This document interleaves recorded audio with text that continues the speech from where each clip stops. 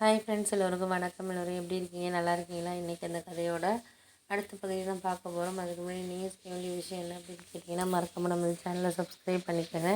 கீழே இருக்க பெல் பட்டனையும் கிளிக் பண்ணுங்கள். அப்போ தான் நான் போடுற வீடியோஸ் எல்லாமே உங்களுக்கு உடனே நோட்டிஃபிகேஷன் வரும். ஸோ மறக்காமல் சேனலை சப்ஸ்கிரைப் பண்ணிவிட்டு வீடியோ பாருங்கள் ஃப்ரெண்ட்ஸ். வாங்க நம்ம கதைக்குள்ளே போகலாம்.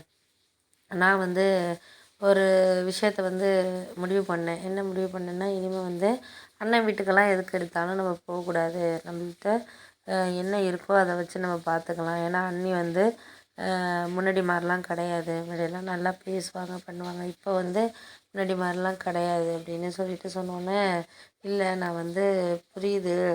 ஆனால் எதையுமே நான் ஒரு சில விஷயத்த எடுத்துகிட்டு போகிறதுக்காக நம்ம முன்னாடி எடுத்துக்கிறது எப்படி சூழ்நிலையாக இருக்குது அப்படிங்கிறத நம்ம பார்த்துக்கணும் அப்படிங்கிற மாதிரி எனக்கு தோண ஆரம்பிச்சிச்சு. அதனால் நான் அவங்கக்கிட்ட சரியாக பேசலை. முன்னாடி மாதிரிலாம் பேசாமல் தான் இருந்தேன். அதுக்கப்புறம் அவங்களே என்கிட்ட ஒரு 2 நாளைக்கு அப்புறம் பேசினாங்க. இது மாதிரி ஃபோன் பண்ணாங்க. ஏன் முன்னாடி மாதிரிலாம் லதா வர்றதே கிடையாது நீ அப்படின்னாங்க. இல்லை, நீ வரக்கூடாதுன்னெலாம் கிடையாது, எனக்கு வரணுன்னுலாம் ஆசை தான் இருக்குது.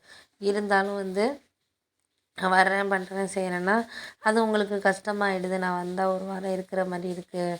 அம்மா இருக்க சொல்கிறாங்க, அதனால் இருக்கிற மாதிரி இருக்குது. உங்களுக்கு சமைக்கிறது பண்ணுறதெல்லாம் எல்லாேருக்கும் என் 2 பிள்ளைங்க, அதுக்கப்புறம் அண்ணனுக்கு எல்லாேருக்கும் ஒரு ஒரு சாப்பாடு செய்ய வேண்டியதாக இருக்குது. நீங்கள் கிச்சனில் ரொம்ப இதாக இருக்குது அப்படிங்கிற மாதிரி நான் சொன்னேன்.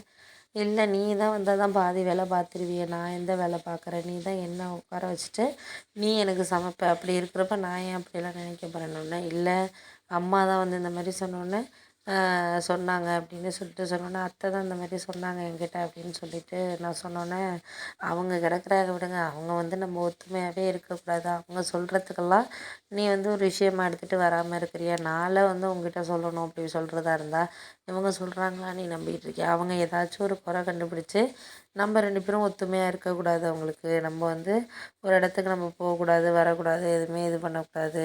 அப்படி இருக்கிற ஒரு சூழ்நிலையினால தான் அதெல்லாம் இது பண்ண முடியும். உனக்கெல்லாம் அது புரிய மாட்டேங்குது அப்படின்னோடனே, எனக்கு புரியாமலாம் கிடையாது, எனக்கு எல்லாமே புரியுது. இருந்தாலும் என்னால் உங்களுக்கு நீ ஏன் கஷ்டம் நீ அப்படின்னு சொல்லிட்டு சொன்னோன்னே, அதெல்லாம் ஒரு கஷ்டம் இல்லை. நாளைக்கு ரகுக்கு பர்த்டே, நீ வந்துடு, அவனுக்கு 7வது பர்த்டே நீ வரணும் அப்படின்னோடனே, அத்தையா நீ வந்தால் தான் எனக்கு சந்தோஷம் அப்படின்னு சொல்லிட்டு சொன்னாங்க. நான் அதுக்கப்புறம் என் ஹஸ்பண்ட்கிட்ட சொன்னேன். ஆனால் என் ஹஸ்பண்ட் மட்டும் சொன்னார். என்ன சொன்னார்னா, உங்கள் அண்ணியெல்லாம் சொல்கிறதுக்கு வேலை இல்லை. ஏன்னா அவங்கள பற்றி எனக்கு தெரியும். கல்யாணம் ஆகி நம்ம 10 வருஷம் ஆக போகுது நமக்கு. அவங்க எப்படி நடந்துக்கிறாங்க, பண்ணுறாங்கங்கிறது எனக்கு தெரியும். அவங்க அண்ணனே ஒரு ஹெல்ப் பண்ணலாம் கூட இவங்க பண்ணுங்க அப்படின்னு தான் சொல்லுவாங்க. அந்த மாதிரி டைப்பு தான். அப்படி இருக்கிறப்போ அவங்க கண்டிப்பாக எதுவும் சொல்கிறதுக்கான வேலைங்கிறது கிடையாது. உங்கள் அம்மாவாக எதையாச்சும் கற்பனை பண்ணிக்கிட்டு சொல்லியிருப்பாங்கன்னு நான் அன்றைக்கி உங்ககிட்ட சொன்னேனா இல்லையா?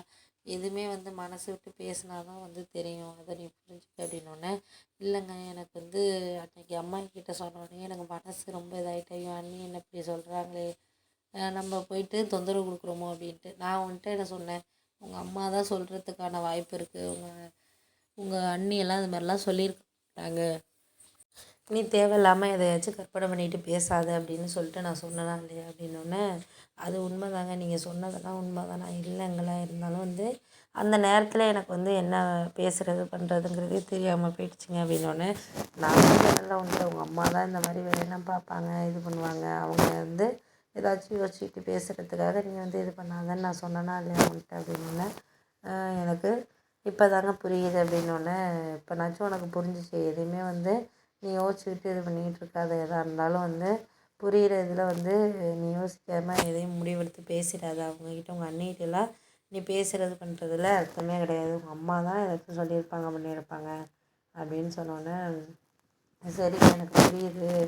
எனக்கு இப்போ தான் எல்லா விஷயமும் புரிய ஆரம்பிச்சிருக்கு. எங்கள் அம்மாவே இந்த மாதிரி சொல்லும் அப்படின்னு சொல்லிட்டு நான் எதிர்பார்க்கல அப்படின்னோடனே, நான் ஒரு விஷயத்த நீ புரிஞ்சுக்கோ. எதாக இருந்தாலும் கொஞ்சம் ஒரு இடத்துல உங்கள் அம்மா சொல்கிறாங்க, அவங்க சொல்கிறாங்க, இவங்க சொல்கிறாங்கன்னா உங்கள் அண்ணியை நீ இது பண்ணிக்காத. உங்கள் அண்ணி எதாக இருந்தாலும் உதவி பண்ணுவாங்க. நீ இப்போ பணம் கேட்டாலுமே கொடுப்பாங்க, பண்ணுவாங்க. அவங்கள்ட்ட இருந்தால் கண்டிப்பாக அவங்க செய்யக்கூடிய ஆள் தான். அவங்க அந்த மாதிரி நினைக்கிற ஆள்லாம் கிடையாது அப்படின்னோடனே, சரி சரி விடு விடு, அதெல்லாம் நீ யோசிச்சுக்கிட்டு இருக்க வேண்டாம், பார்த்துக்குவோம். எதாக இருந்தாலும் இப்போதைக்கு இந்த விஷயத்த நம்ம அடுத்த ஒரு இதுக்கு கொண்டுட்டு போகிறதுக்கு நம்மளுக்கு நீ ஒரு பிரச்சனையை ஆக்கிட்டு வேண்டாம் அப்படின்னோடனே, நான் அதெல்லாம் யோசிக்கலைங்க. நான் அதெல்லாம் யோசிச்சேன்னா சரியாக வருமா சொல்லுங்கள், அதெல்லாம் நான் யோசிக்கிற மனநிலையெல்லாம் இப்போ இல்லைங்க அப்படின்னோடனே, சரி சரி விடு விடு, அதெல்லாம் வந்து சரியாக வரும், எல்லாமே வந்து மாறும், பார்த்துக்கலாம் நம்ம அப்படின்னு சொல்லி